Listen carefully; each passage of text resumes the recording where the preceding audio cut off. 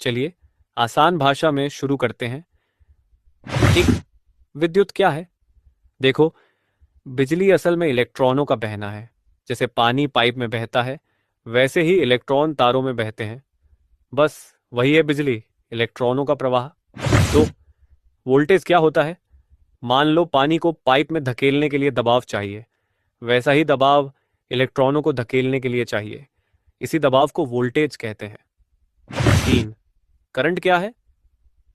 जब इलेक्ट्रॉन तारों में बहते हैं, उसी बहाव को करंट कहते हैं। इसको हम एम्पियर में मापते हैं। 4 रेजिस्टेंस क्या होता है?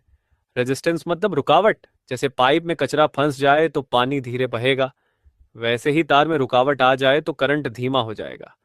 इस रुकावट को रेजिस्टेंस कहते हैं। 5 ओम का नियम क्या है? ओम का नियम बहुत सिंपल है। वोल्टेज बराबर होता है करंट गुणा रेजिस्टेंस। V बराबर है I गुणा R। 6 पावर का सूत्र क्या है? बिजली की ताकत को पावर कहते हैं। इसका फॉर्मूला है पावर बराबर होता है वोल्टेज गुणा current, P hack VXI। Extra फॉर्मूले, अगर आपके पास करंट और अगर आपके पास सिर्फ वोल्टेज और रेजिस्टेंस हो तो पावर बराबर होता है करंट गुणा करंट और फिर गुणा रेजिस्टेंस। एक यूनिट बिजली कितनी होती है?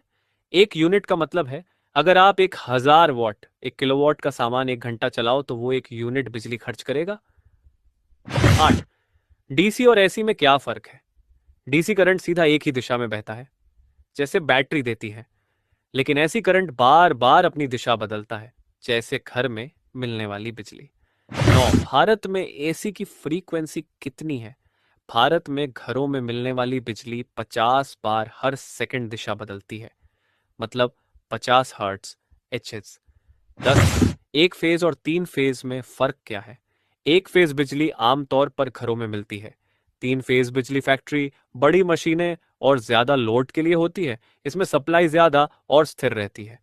तो भाइयों, ये थे बेसिक इलेक्ट्रिकल के 10 सवाल और उनके आसान जवाब, साथ ही पावर के कुछ एक्स्ट्रा फॉर्मूले भी। अब अगर कोई पूछे तो आप भी आराम से